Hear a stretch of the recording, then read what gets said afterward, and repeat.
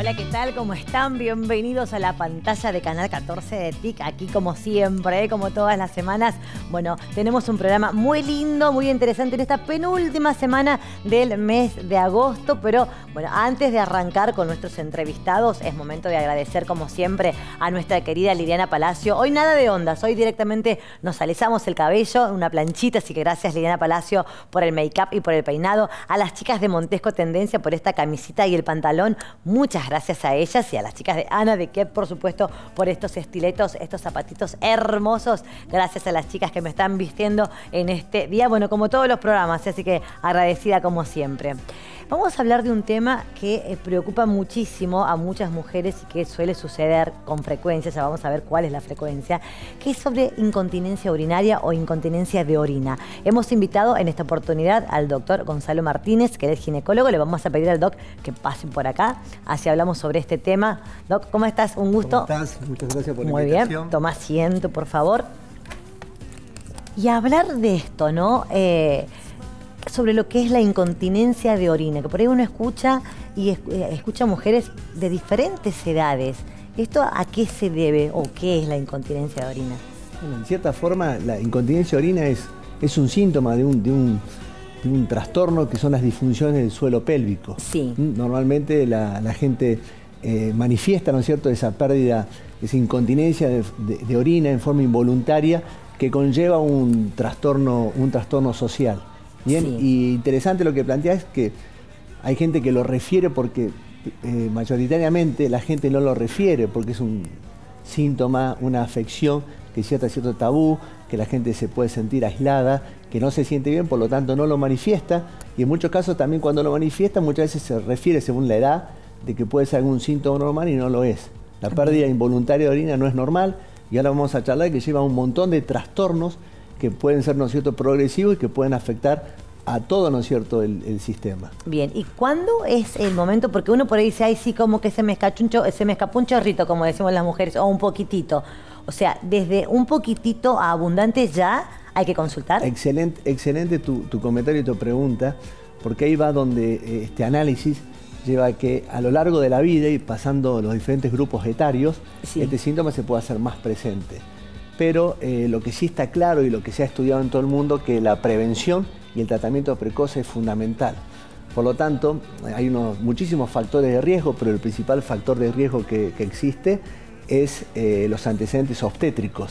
El solo hecho de estar embarazada, de haber tenido partos vaginales, partos prolongados, sí, o con ayuda de algún tipo de instrumental, o lo mismo la cesárea, el solo hecho del feto, de la presentación, se llama la cabeza del feto, que presiona sobre el piso de la pelvis, lesionando esas estructuras, lleva, ¿no es cierto?, a que luego del parto, digamos, en lo que se llama el puerperio, quedan esos tejidos débiles y comienzan esos tipos, ¿no es cierto?, de incontinencia, que al principio bien, son episodios aislados en algunas circunstancias, pero que están marcando que ya hay un deterioro del piso pélvico. Bien. Por eso todas las recomendaciones y guías clínicas de todas las sociedades del mundo recomiendan que uno empiece a trabajar en el embarazo, que ahí donde, ¿no es cierto?, entran diferentes actores, como son en ese caso las obstétricos, sí, que siguen el control del embarazo y que se hace con gimnasia preparto y prevención, la derivación, porque cuando hay un parto que tiene desgarro, tiene episiotomía o ha sido muy prolongado, el profesional de la salud ya percibe que puede haber un problema y ahí es donde uno empieza a trabajar. ¿Para qué?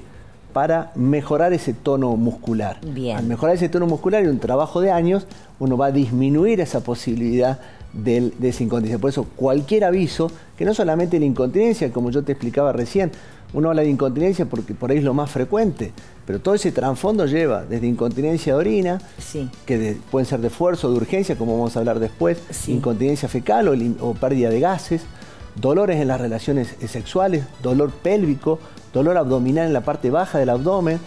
Hay un montón de trastornos que van de la misma mano y que van a tener el mismo mecanismo de resolución. Bien. Por eso cualquier es motivo de consulta. Perfecto. Doc, ¿y cómo se diagnostica como para saber que realmente es esa patología, digamos, o es otra? Bien, técnicamente el hecho, ¿no es cierto?, del diagnóstico, obviamente con lo que te decía de que cualquier pérdida involuntaria, sí, de orina. ¿Pero hay algún estudio específico? Sí.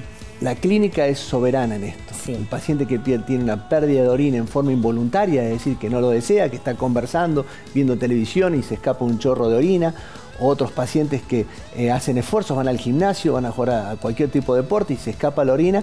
Ese es el principal elemento. Bien. Y dentro de la consulta médica, uno va a observar diferentes elementos que, por ejemplo, ante un esfuerzo con deseo miccional, que se escapa el chorro de orina que se da en las incontinencias de esfuerzo.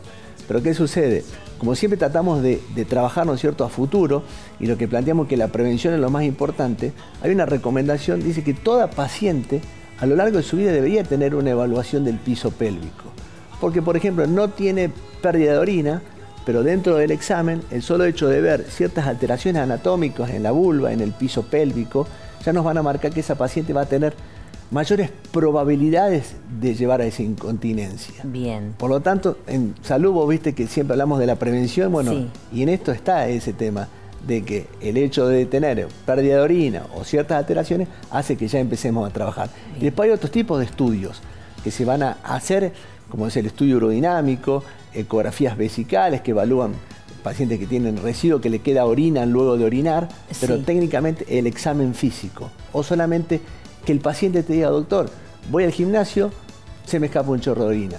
Hay pacientes que tienen escapes de orina durante el acto sexual, durante el coito, sí. Que hacen ese esfuerzo, que se pierde orina. Eso lleva a que por ahí no quiera tener relaciones. Otras pacientes que se le escapa la orina o van mucho al baño en una reunión, entonces un adulto mayor que se junta a tomar el té, a compartir con sus amigos, no quiere ir a esas reuniones por tener esta afección. Y eso te llevaba a lo que te comentaba previamente, sí. Que lleva un trastorno de aislamiento, de situaciones que hacen que esa persona se aísle y que va a provocar otros tipos de trastornos cognitivos. Exactamente, Doc, pero a todo esto, ¿hay un tratamiento? Muchísimos tratamientos. Hay muchos tratamientos. Va a depender, ¿y hay distintos tipos de incontinencia? El tratamiento va a consistir de la correcta evaluación del interrogatorio, es como toda enfermedad, lleva un interrogatorio, un examen físico y a métodos complementarios. Cada enfermedad tiene su tratamiento, no son todas iguales. Bien. Bien, hay tratamientos quirúrgicos, hay tratamientos médicos, hay tratamientos farmacológicos, pero uno tiene que saber qué tipo de incontinencia es. Bien. Por eso se dividen las incontinencias de urgencia, que es cuando se escapa la orina sin hacer ningún tipo de actividad, porque sí. Se contrae la vejiga.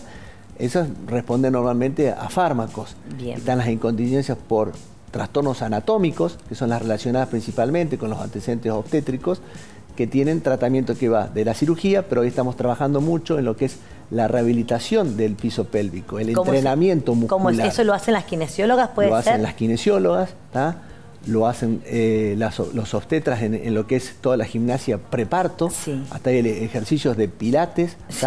O el mismo yoga, que es, por eso se lo divide en diferentes tipos de etapas. Está lo que hace al entrenamiento muscular, que va a tener diferentes elementos, que va desde, como te decía, un obstétrico, el kinesiólogo principalmente, que es el encargado de todo lo que hace a la rehabilitación, sí. Y ya tratamientos más específicos que los va a realizar el profesional. Claro, por eso es un trabajo multidisciplinario. Justamente ahora, el viernes, comienza un curso de posgrado organizado por la Universidad Católica de Santiago del Estero, sí. Y la Sociedad de Obstetricia y Ginecología, que es el abordaje interdisciplinario. Bien. Porque no alcanza que uno de los actores del sistema de salud trabaje. Es un trabajo en conjunto, desde el que lo ven durante el embarazo hasta el kinesiólogo, que trabaja en forma conjunta, sí. El coloproctólogo, por todo lo que es incontinencia fecal y demás.